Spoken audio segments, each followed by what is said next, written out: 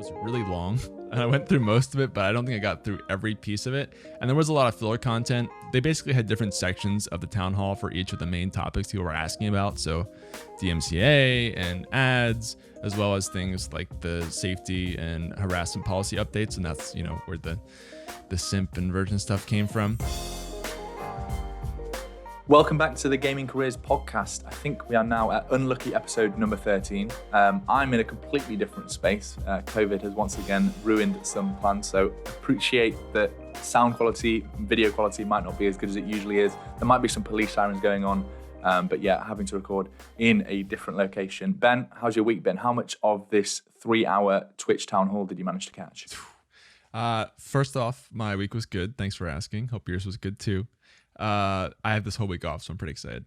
The town hall, it was long. I'll be honest, it was longer than I think anybody thought it would be, which is theoretically good, but in practice, we'll talk about maybe not the actual best. I saw probably about 30 to an hour of it live, and then I kind of went back and watched some more of it. But yeah, how much were you able to catch this weekend? No, absolutely none. So I'm going to be heavily relying on you're watching I've caught up with some of the news, but yeah, this last weekend was lucky enough to be able to go to my sister's wedding, which was meant to be 150 people, reduced just to 15 people because of COVID. And then I've got locked basically in the location where the wedding was because I can't travel back home right now due to COVID. So it's been an interesting weekend.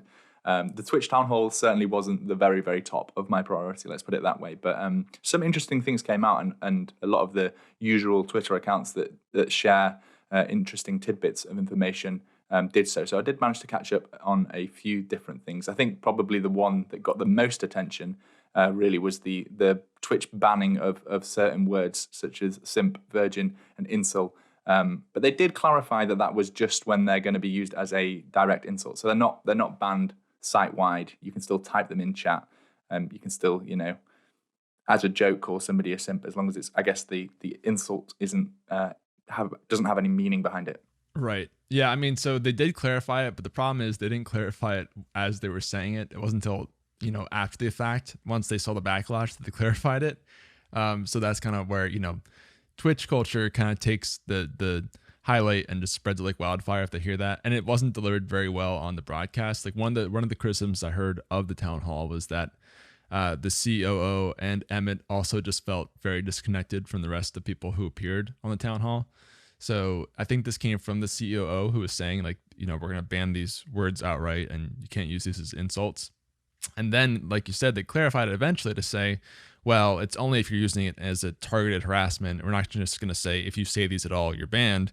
You have to be using it in a way that's like repetitive and specifically insulting someone's sexual side. So obviously it's not a blanket ban, but it kind of spread like wildfire, like I was saying, and it kind of became a big meme on the internet. That I agree with you. I think that was the biggest thing that we saw come out in terms of just being spread as news. And I'm glad they're not banning it outright, but I still feel like it's going to be a meme for a while. What were your thoughts on just seeing all this being discussed online? Yeah, it kind of suffers from the problem of Twitter limiting characters, really, doesn't it? Like, a lot of people won't have watched the town hall and will have seen this news shared, just the title, basically, that Twitch is banning these 3 words. And then they blow it completely out of proportion without really understanding what it was meant for. But, if they're not banning it site-wide, I kind of wonder why they felt the need to announce it on stream. Like, with a little bit of foresight, I think they could have probably predicted how this would have played out, and it would have been, taken with. And I saw somebody sharing some Twitch chat stats after the town hall and found that the word simp had been used like 3 times more than it had in the previous 6 months or something insane. So like, Twitch must understand enough about Twitch chat culture by now to understand that if they ban a word, or if they put some kind of ban behind a word, that it's just going to be completely memed upon, like it has been. So yeah, not particularly surprising, but I'm glad that they've clarified it now. It's just how many people know about that clarification. Yeah, exactly. And I think people don't. To their credit, people like Slasher and people like, tweet out a lot of this new stuff have clarified and at least put out there that these things are not blanket terms that people think they are. But the thing is, again, they need to clarify that. And there was a good tweet from Slasher who said like there was some discussion internally from Twitch after the town hall and how they were thinking that like people are misinterpreting what we're saying. And then there was some quote from Emmett Shear saying it's not that they misinterpret it, it's that they don't trust us. And that was a pretty powerful tweet to come out.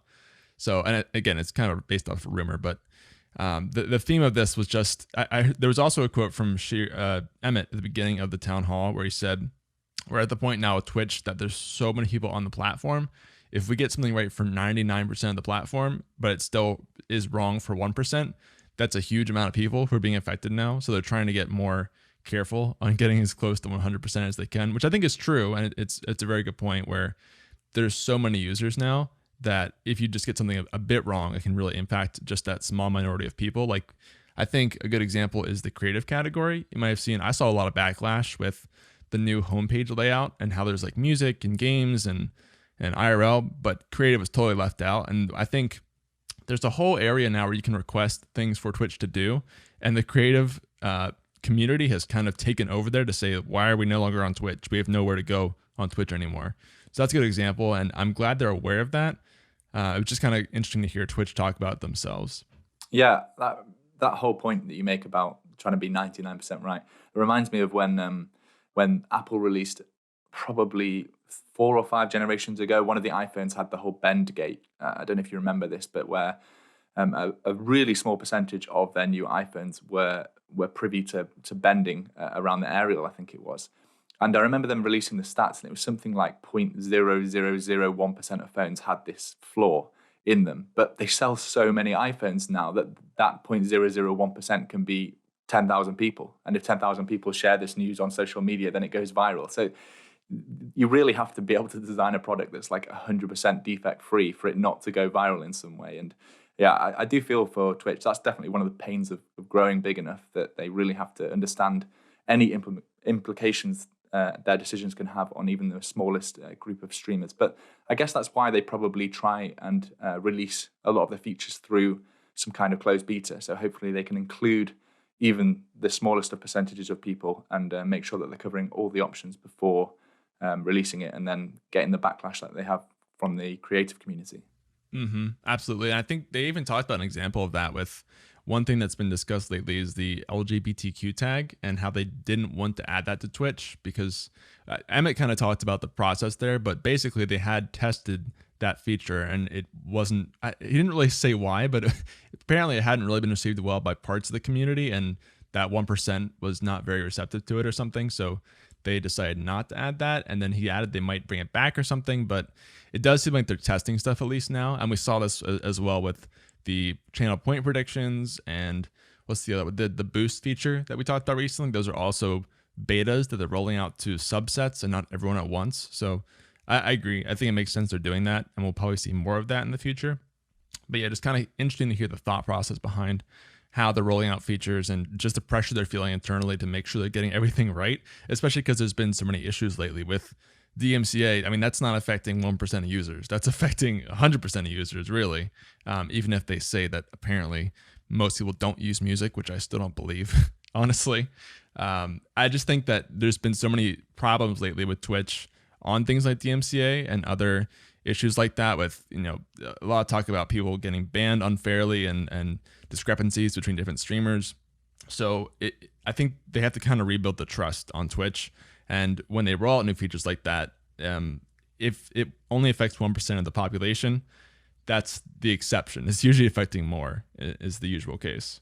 Yeah, and I think Twitch are probably struggling with something that all companies struggle with when they get large enough, is that eventually you get big enough where people love to hate on you. And that's certainly been true for probably the last year for Twitch. I mean, they've made it pretty easy for people to hate with some of the decisions, but you know, it is difficult. I do sympathize a little bit with some of these decisions that they make. And, you know, if it affects 1,000 people, that's a very small percentage of streamers that are streaming to their website, but it's significant enough to be able to create a pretty serious buzz on social media. But one thing that they did announce, which is good, something we were asking for probably 3 weeks ago when the DMCA stuff was in its wildest swinging, is that you now have an option to be able to select multiple of your VODs and make them unlisted. Effectively, you don't have to make that decision to delete all of your VODs.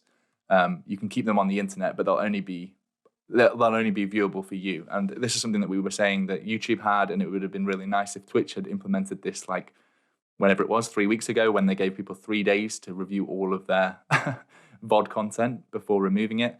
I think by now, any serious streamer probably took the time to delete all of their library and get rid of, all of their history of streaming. So it has come too late, but I guess it's good that this option now exists for the future. And I think you can even set it up so that your VODs instantly go to unlisted, so you don't have to, manually after streaming each time change it to go to unlisted, where people could maybe grab a link or download it and use that against you. It can just instantly become unlisted, and then you can review it and publish it if you're sure you didn't, stream any copyrighted material. Mm-hmm. Yeah, better than late than never with this kind of thing. I was just saying I had to delete a lot of VODs with Cyberpunk with all the DMCA issues. I would have loved to have just unpublished those, but at least this is out now. And I did check, and it's in the dashboard. It's just a little button on your video producer to unpublish any individual VOD. It does look like it's just restricted to one VOD at a time right now, and they put out a little timeline of the product roadmap for this. Supposedly next year, like early next year in Q1 of Twitch's fiscal year, they're going to add in batch unpublishing for VODs, as well as it says delete or unpublish. So not only can you unpublish, you can mass delete now if you want to do that. And they added some other things down the road for next year for how they're adding there in terms of like getting DMCA notifications right on Twitch instead of through email, and even being able to kind of, I think, fight the DMCA on the Twitch. Yeah, use the dashboard to file counter notification right through Twitch. So they're going to make it easier to kind of put a dispute upon a DMCA claim, which is pretty cool. And some other things too, but this is the kind of thing we asked for a while and was one of the main comparison points we had on YouTube versus Twitch. So I'm excited to see them finally bring this out. Right at the end of the year, they got it in, and I'm hopeful that the batch stuff comes soon, because the more we can avoid fully deleting content and just getting rid of it completely, the better, I think, for most streamers. Yeah, I totally agree. It's better late than never that they've introduced this stuff, and the more tools that we can have as streamers to make sure that we're protected when streaming. Because, like you said, you can be following the rules to the best of your knowledge, like you were with Cyberpunk. Cyberpunk had built this streamer-safe mode where you're not going to be using any of the music in the game that they don't have a license to stream. But there was a mistake, and a few songs slipped through. And the more tools that you can have as a streamer to be able to quickly rectify that and make sure that you're not leaving anything infringing out on the internet, the better. Let's just hope that they keep working on it, and it's not something that they've just put out whilst everyone's deleting their clips for DMCA. And we're going to get a proper process to be able to, like you say, counter the DMCA strikes if you believe that you're not actually guilty of infringing anything. But yeah, it was nice to see some positive news, I guess, coming out of the town hall, and clearly they are working on it, and hopefully it keeps getting better as the days go on. Yeah, absolutely. And I think that was probably one of the bigger things that came out in terms of good news from the town hall. Again, it was really long. I went through most of it, but I don't think I got through every piece of it. And there was a lot of filler content. I know they basically had different sections of the town hall for each of the main topics people were asking about. So DMCA and ads, as well as things like the safety and harassment policy updates. And that's, where the simp and virgin stuff came from. I think the ads section was pretty unfulfilling for most people. From what we saw, we were hoping that they would make a bigger stance on maybe new features coming to reduce ads, or just at least like some acknowledgement of the situation on Twitch. And it seems like it was kind of tone deaf for most of the presentation of what I saw. I didn't really see any big exciting announcements come out. They talked about the multiplayer ads, for example, but wasn't really anything new that we hadn't already seen. And it doesn't seem like they're going to slow down on the ads on Twitch. They talk a lot about making a better experience for people, and they pretty much admitted that ads are a huge part of Twitch, which is not a surprise. I mean, they have to make money somehow on Twitch. But I don't think we saw any huge kind of solutions for how Twitch is going to do ads better in the next year. Did you see anything around ads coming out of this? No, not really. And I think that was, like you said, one of the topics that people really wanted to get some kind of answer about. I feel like ads have calmed down a little bit on Twitch.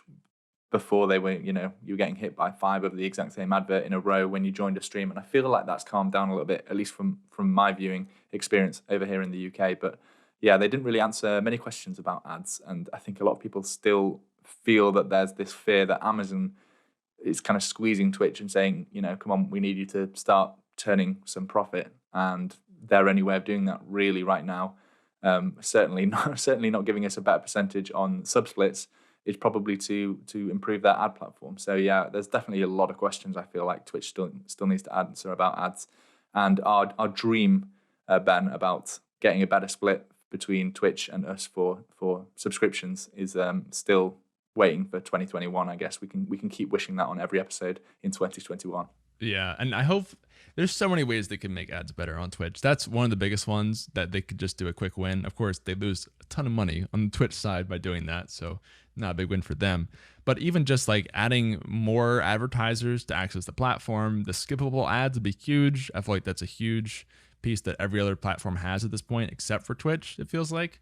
So, and even I just love the way that people have done ads this year that are more creative. So I would love to see Twitch kind of pioneer more of an open ads platform where you kind of like sponsorships or even the bounty program, like that aren't so in your face with just the video ads, but even more of the interactive ads. Feel like they are way more successful than video ads from people. I mean, I don't know about you, but I feel like I see more threads on Twitter and Reddit every day about people who are straight up leaving Twitch because they're seeing the same ads for stuff they already own that they're considering getting rid of now because they can't get away from the ads. So I don't know. We've talked about ads a lot on this show, and I don't want to get too repetitive here, but ultimately I just wish we'd see more come out there. And they talked a little bit about, I think they're having a creator camp next year, in January, mid-January, to talk about some more of the policy updates and things like that. So maybe we'd see something about ads there, but all in all, I still think it's just getting worse and worse sort of for people on the ad side on Twitch. What about you?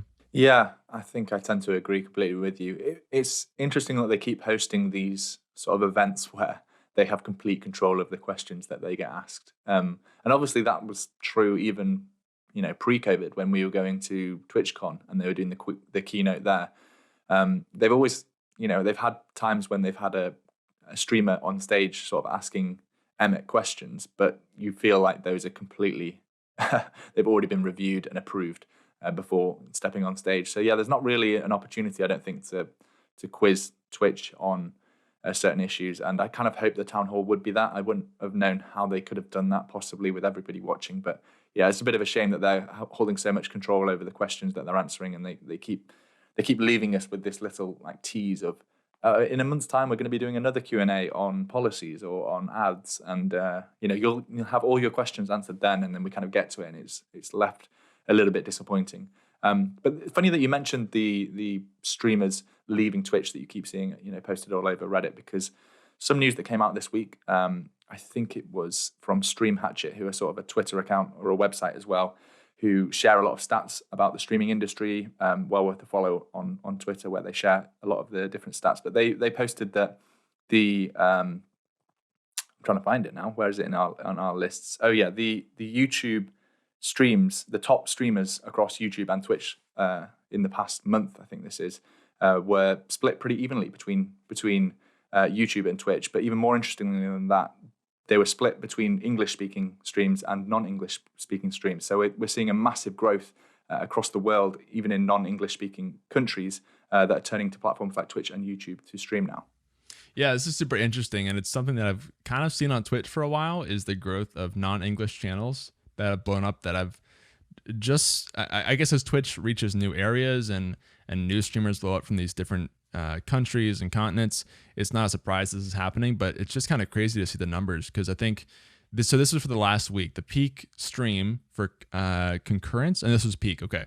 So the peak number of viewers in a channel was No Brew on Twitch, which is a channel I've not heard of, with 294,000 people watching that channel. So spread across the top 10, it was evenly split with about 5 Twitch streamers and 5 YouTube streamers. And again, most of them, from what I'm seeing, are non-English speakers up here. 6 out of the top 10 were non-English channels. So it's cool to see both YouTube and Twitch breaking into the market for not just English streamers, but all around the world now. And it's pretty cool to see YouTube really competing with Twitch too, because I don't watch a ton of YouTube streaming, I'll be honest, because I've been in Twitch for so long.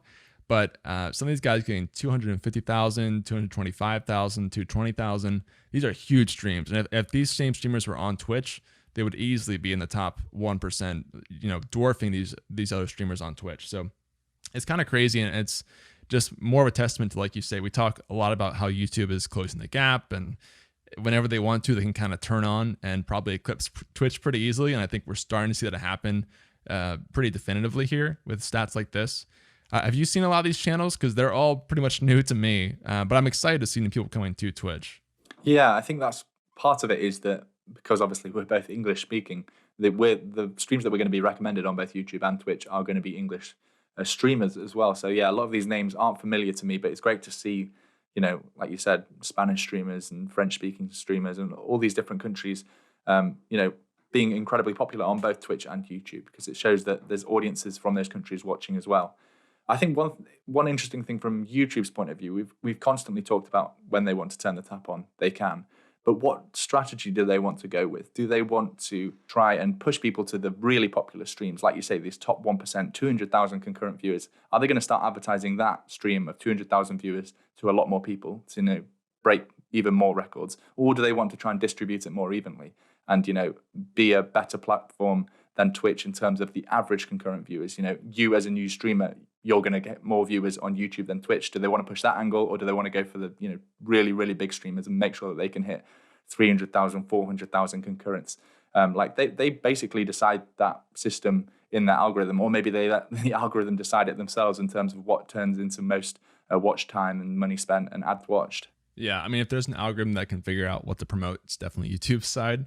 And it does make sense to show the biggest channels for sure if you just want to grow your platform, because I think as viewers, we tend to be attracted to the channels that have a lot of people watching, because it's kind of like that herd mentality, and you're like, oh, something big's happening over here. I want to see what's happening. So I think we'll probably see most of the big channels compete here.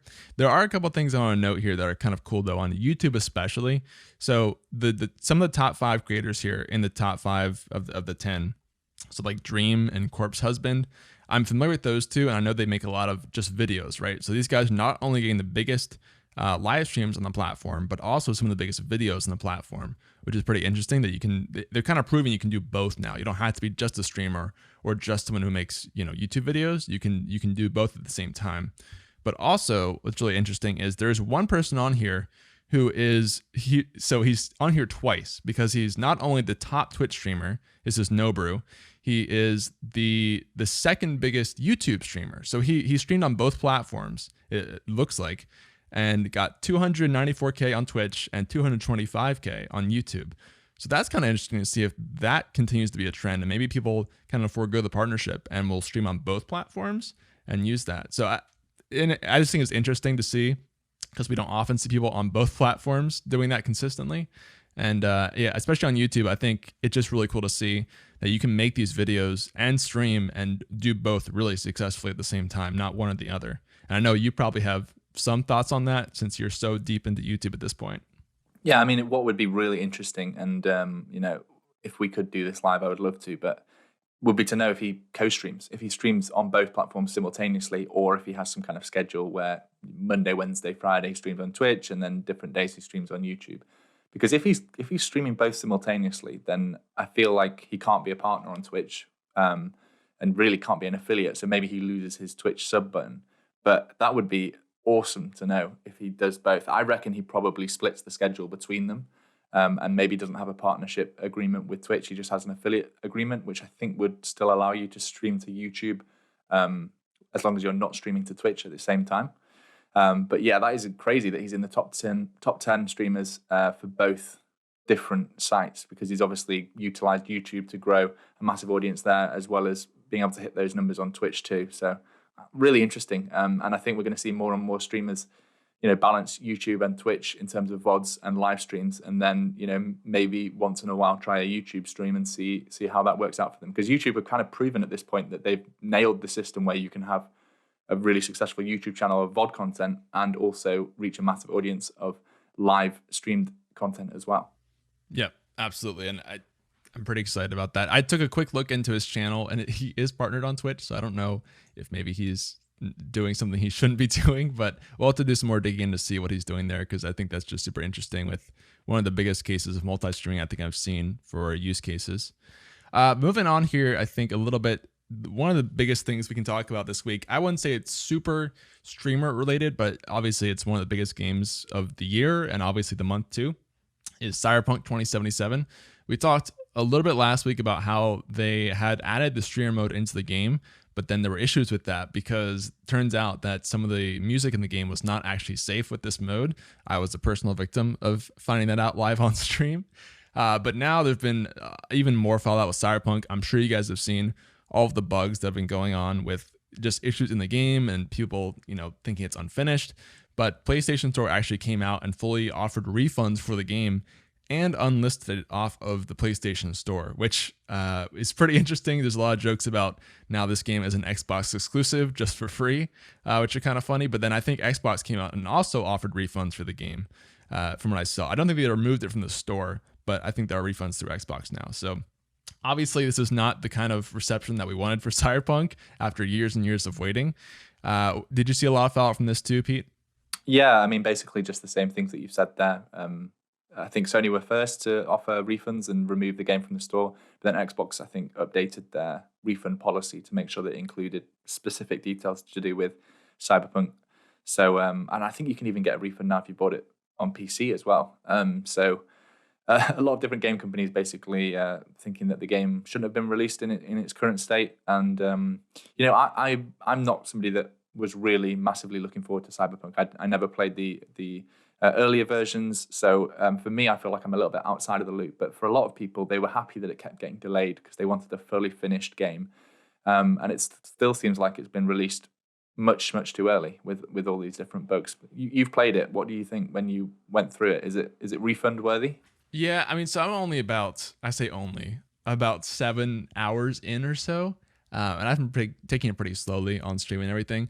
I haven't really been affected by many serious bugs. I've definitely had some bugs that haven't broken the game. They've just been kind of weird. People just like falling off of buildings and cars just spawning and running me over.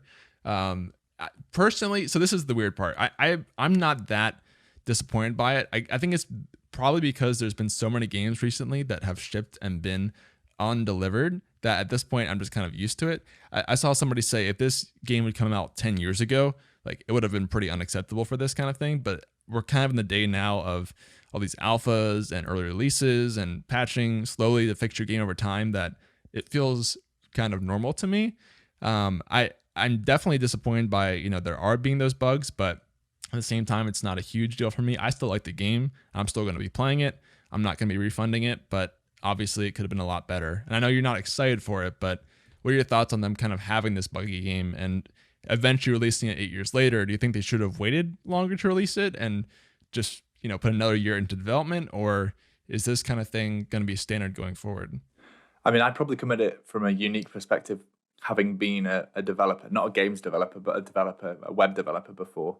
And usually the developer doesn't want to send something out that they don't feel is finished. And instead, it's coming from management or from marketing or from another department that they say that this game needs to come out in the lead up to Christmas.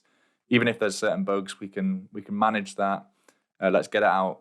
And then you as a developer are like, well, it wasn't ready. So it's probably from a lot of different external pressures that it's been released. And they clearly wanted it to come out in the lead up to Christmas and the holidays.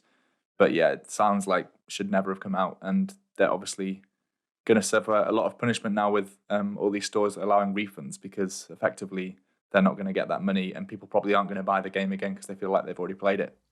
Yeah, for sure. And I mean, at least on the content side, the bugs have been pretty funny to watch. I've seen a lot of compilations of bugs or just funny reactions from streamers. So you're getting some content on that side, I guess. But obviously it would have been better to have a full game. The other thing I'll say too is they talked a lot about replayability, which I think would have been huge for streamers because one of the biggest issues with playing story player games is, people don't want to watch those a lot of times because they don't want to be spoiled on the plot of the game or want to kind of experience it for themselves. And so if a game offers a lot of different choices, then it's better to stream because then you're probably not going to take the same path that streamer did and it's more enjoyable. But what I've seen in reality with this game is they give you 3 different branching ways to play the game and they quickly all fall into the same exact plot for most of the point or most of the story. So it's a lot less replayability than you would think there would be, which is kind of disappointing. And again, I think that's probably because it was more rushed than it should have been. Although, I say that and it took 8 years to make this game. Obviously, I think it could have benefited from another year, and it was never going to deliver on the hype because at this point it's been in development for so long that there was going to be some issues. But I think the bugs, like that's one that people didn't expect to see as much. More of like the thing that I've seen people talk about too is how it feels kind of like an empty city with not a lot to actually do in the game, which I think is fair because it's a huge city and it would take forever just to fill in everything in that game. But at least it could run smoothly and not have all these issues happening in the game and still have that problem, I think. Yeah, I mean, you're going to have to hold it for there because I haven't experienced it. But for me, it feels like a lot of games have had huge cities and have had stuff to do. You know, look at the GTA franchise. That always feels like there's something around every corner. But maybe Cyberpunk didn't have enough developers working on it or something along those lines. One really good bit of news this week was a couple of charity streams. I don't know if you caught either Dr. Lupo or Jacksepticeye's streams raising money for St. Jude and I think Red Nose Day, respectively. Did you catch either of those? Yeah, I didn't see them live, unfortunately. I wish I had been able to. But yeah, Dr. Lupo, I think we can start with that one. He raised another 2.3 million for St. Jude this year. So he's done this every year, I guess, for the past 3 years. He's done a charity event in December, I think, around St. Jude. And he raised 2.3 million last year, raised another 2.3 million this year. I think the first year was about 1 million. Yeah, I think they've said now that he's raised close to 10 million or just over $10 million for St. Jude over all the different years that he's been doing this. That's crazy. I think Dr. Lupo, you know, he's had, I think, some struggles lately from what I've seen with the mentality side of Twitch, but still, I think he's one of the best role models for the platform for people, and one of the kind of the leaders for what streaming and gaming can do beyond just playing games, but to benefit a bigger cause. So I have a lot of respect for Lupo and what he does for just continuously working to support these things. And we talked recently about he turned off donations, and that's all going to St. Jude too now. So I think just time and time again showing how selfless he can be with his content and benefiting more than him. So I think it was super cool to see this. I didn't see either one live. Did you see one? No, I've seen a couple of highlights from them, but I think you've also got to give a shout out to his community because they step up year after year and raise massive, like life-changing amounts of money for amazing charities. So, you know, massive shout out to anyone that watches these streams, donates to charity. I know I've done charity live streams in the past, and I'm always taken back by how supportive a community can be when you all group together. So, I mean, what does he do at this point? He just keeps going every year with St. Jude, and his community are basically forced to try and beat last year's target because it's incredible amounts of money now, but he can't surely keep doing this every single year and keep expecting the record to be broken. Yeah, I mean, I guess he'll keep trying to. I don't see him stopping this as long as he's still streaming. Who knows how long he'll actually be streaming for, because that's a whole other topic. But I don't see him stopping this just based on how passionate he is. I do want to say too, so both this year and last year, I believe, Twitch donated 1 million to his campaign for St. Jude. So we talked a lot about issues with Twitch, but this is one of the cool things that I think Twitch has been doing is supporting charities like this and supporting creators at the same time with this kind of thing. So I do want to give them credit for doing that. That's obviously a huge amount to donate to something like this. So that's pretty cool to see. But we also had Jacksepticeye, like you mentioned, with 4.7 million for Red Nose Day. I just saw this actually, and it looked like a bigger campaign with some other streamers too. So not just him, which is pretty cool. And so I'm just glad to see we have some really good role models, like I said, in Twitch and YouTube side, supporting these big charities that are bigger than just gaming. I mean, just take those two combined, and that's 7 million raised for charities in December, like this month around gaming.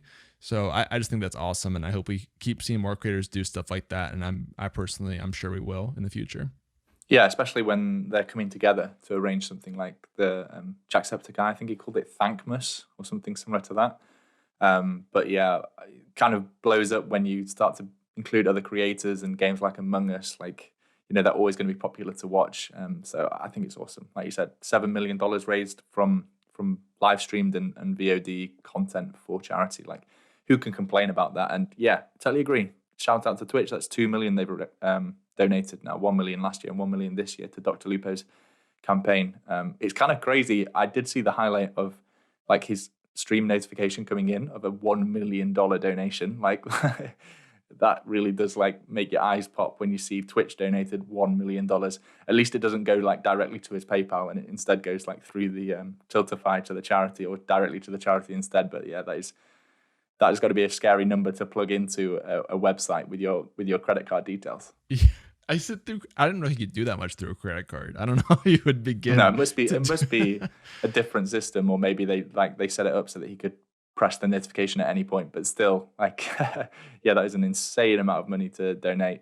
It's a good cause that they're raising it for. Yeah, and I want to give Twitch props for that, because I don't think people, like, I wouldn't have seen that honestly if I hadn't looked into the story, and that is a huge amount of money to donate. So I just, people should know about that, because it's not all bad when Twitch is doing over there, despite what we say on the show. Speaking of, we can talk a little about OBS adding a new feature, which is kind of cool. They added Twitch VOD track functionality. So basically you can change, I believe, the sound that plays on your VOD after your live stream to something else through this new feature. I didn't look a ton into this, but the issue, so this sounds cool on paper, but I want to read a quote quickly from the OBS tweet on this feature.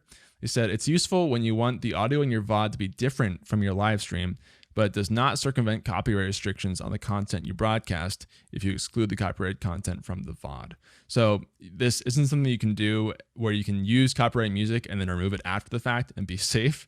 You still need a license for that during the broadcast. So it's not really going to help you with DMCA in that sense. But again, it is still more features added to OBS, which is nice. Did you have thoughts on this feature? Yeah, so firstly, this is like a fairly big feature, I think, for them to release as a minor update. Like, usually they would wait and include this in their next major release, like version 27, version 28, that come around sort of every 4 to 6 months. But they clearly feel like there's enough of a need for releasing this early without any other features included. But there was, like you said, there was some misconception about exactly what it means. So essentially, it's kind of similar to the plugin that they built alongside Twitch, where you can stream music or any kind of audio track in your live stream and have it not included in the VOD that gets saved on Twitch. And I think when a lot of people see this, they think, oh, great, so I can stream music, and anyone that's watching me live can like listen to my stream with music or watch my stream with music on. And then, I'm DMCA safe because in the VOD, that music is not going to exist. I mean, that probably was technically true about 6 months ago when people thought that DMCA only really existed for VOD content. But I think anybody with any kind of understanding of DMCA knows that, if you're broadcasting it live and it doesn't exist in your VOD, you're still streaming copyrighted content. So they did put out a second tweet sort of clarifying that obviously you still can't stream with copyrighted music because the companies now, they're smart enough to be able to catch streams that are live and identify any music that's playing in the background. So really, it's kind of a feature that's more built for people that want to have different audio on their live stream and on their VOD track. And I think the most common use case for this, from my point of view, arguably I don't do that much streaming, so maybe I'm missing something, but is if you wanted to maybe not include your alert sounds in your VODs, for example. If you wanted to then export them and use them in highlights on social media or on YouTube, you might not want your alert sound playing every single time it happens, but you do want that for your live stream. So that's a good example of something that you could include in this new Twitch VOD only audio track, or you can exclude from it, sorry. How about you? Have you thought of any other use cases for this? Yeah, I mean, I think the biggest use case probably is going to be YouTube for my side, because, and this is always something you could kind of do with other methods with voice meter and whatever else, but it's nice to have this feature if you want to download your VOD after the fact without the music and cut it out. Like maybe you have something that's approved to use on Twitch, but not on YouTube without getting, demonetized and that kind of thing. So at least you can just take the music out and kind of cut it up and add your own music after the fact to YouTube. That's pretty nice. Alerts are a good one too. I actually had not thought of that, but obviously alerts in a YouTube video don't always help that much. So again, more YouTube ways you can use that. I'm sure there are more creative ways you could do this too.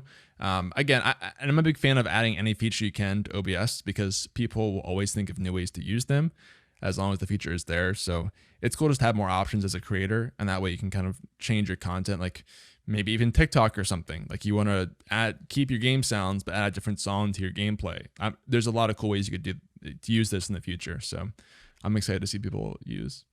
I wonder if it's just going to stay with audio or if they're going to keep improving this feature and you have the ability to save different content to what you streamed. Like exactly like you said, maybe you want to save a version that is for a particular social media platform, or you want to include, you could do something as like if you play with teammates who are really loud and you're a very competitive player and you want to stream with them, but then your VOD content, you don't want them to be in your VOD content. You can do things like that now with this system. And obviously you can get much more complicated on the OBS side with your local recording. You can really customize which audio tracks get sent to Twitch and which audio tracks you want to save locally to separate tracks in OBS Studio. So I feel like this isn't a huge feature right now, but maybe I'm missing some of the use cases that people are going to put this to use for in terms of what audio gets saved to their VOD versus what actually gets streamed.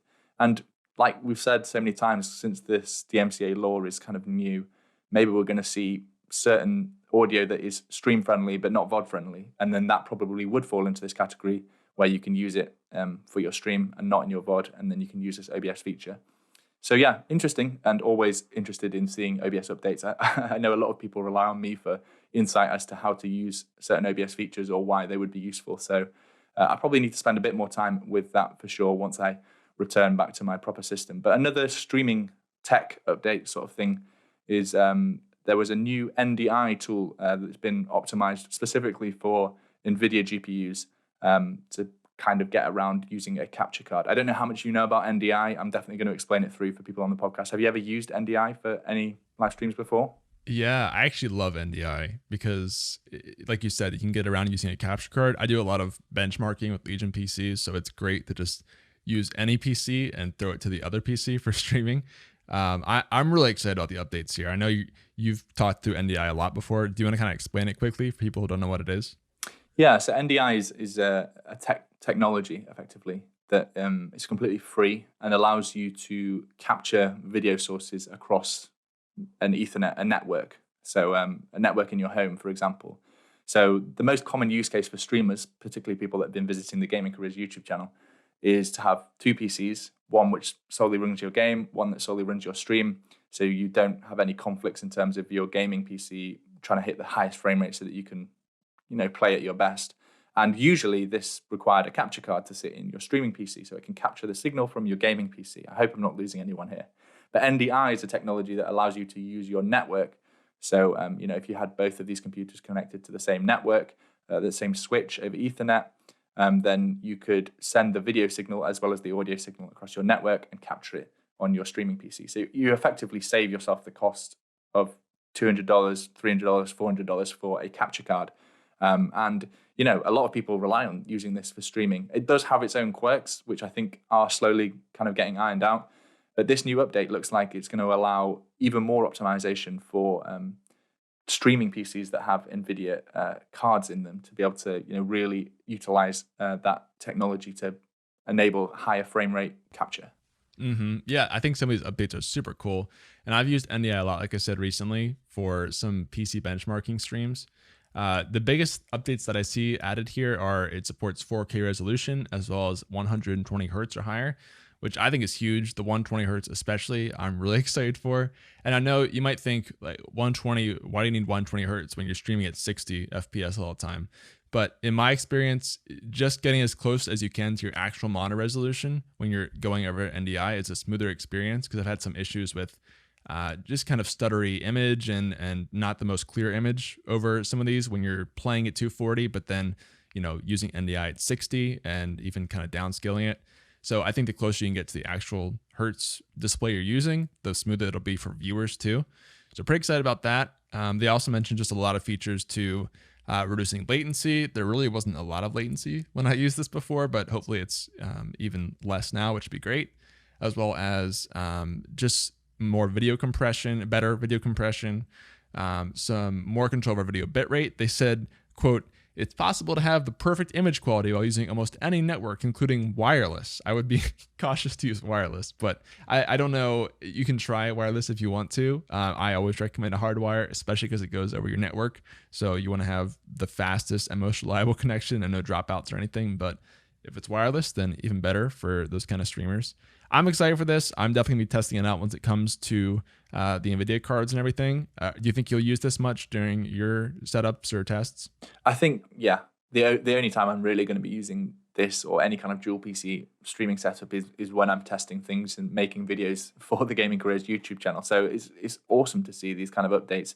Like you said, when you see that it works over wireless, I would put works in big inverted commas, because typically you want, at least a gigabit connection through a switch or something to be able to connect two PCs and be able to send such high frame rates and high resolutions across that network. But we have to see what they've done in terms of the compression, because maybe they have made it much more reliable. And it's worth noting here that when I'm talking about having a gigabit connection, I'm not meaning your actual internet connection, but the connection between your two computers, which is, most motherboards now have a gigabit Ethernet port on them, and switches are relatively cheap to connect multiple PCs to the same network. But this also exists outside of dual PC streaming. A lot of cameras now you're seeing have NDI support, so you can stream their video feeds over a network and capture them using this technology into your live streams. So it's really exciting. I love that it's free and that it's never seemed to have any kind of paid side to it, because it's kind of starting to eat into the capture card market now, and more people are going to be able to use NDI in their live streams. Yeah, I mean, if this gets to the point where it's equal to capture cards, that's going to be crazy, because we're getting closer. And I think you can't really argue that NDI is more versatile than hard capture cards, because you can use, so for example, I have a tower here next to me where I actually can't put in a capture card because I just don't have, there's no spot to put it in on the motherboard with the setup. But with NDI, I can still capture that essentially and send it to my PC if I'm doing certain tests or something. So super useful for that. And like you said, it does cameras, it does all sorts of fancy things. I've done setups before where you use like some security cameras even, and use those as like a third person view for your streams. So you can get super creative with that kind of thing too. And especially these days with all the capture cards and the streaming market, everything is really hard to find. I've had friends who can't even get capture cards because they're all sold out or super overpriced with everything happening, and NDI is free. So this is also a great thing if you're just starting and you don't want to buy a capture card, but want to test out a dual PC setup or just some more creative ideas. I think it's super cool, and it's great to see that they're just rolling out more updates of this over time. What I would love to know, and I'm sure with a little bit more research I could probably find out, is what's the requirement for the NVIDIA GPU? Firstly, what level of NVIDIA GPU do you use? I imagine it's going to be using some part of NVENC maybe for compression. But do you need one in each PC, or does it only have to be at the receiving end or only at the sending end? Like, I need to dive into more of the technical details, but it certainly seems like NVIDIA have worked with the team that are making these NDI tools to build something. So it definitely needs testing. I think it probably is going to be a YouTube video on the Gaming Careers channel at some point, because I have a lot of people asking about NDI anyway, even before this news of the new optimizations. So yeah, definitely interesting. And like you say, if it can deal with some of the issues that people sometimes have with things like running out of sync, or slight choppiness, or blurry parts of the image, things like that, then it's just going to become a bigger and bigger deal for streamers and people wanting to capture different video feeds across multiple different computers. Absolutely. Yeah. So I think that's most of the big topics we have this week. Again, the town hall was one of the bigger pieces, and I'm sure we'll keep going through more of that. Hopefully the creator camp that comes out in January will be more helpful. I have my doubts, but you never know what'll come out there. I'll get some real questions answered there. Is there anything else that you saw this week, or you think that's pretty good? No, I think we've covered it all. I'll just reiterate that I appreciate everybody putting up with the slightly temporary setup during being locked in a different city than I'm used to being. I'm so thankful that I already had like an Elgato microphone with me so that I could create some kind of temporary podcast studio.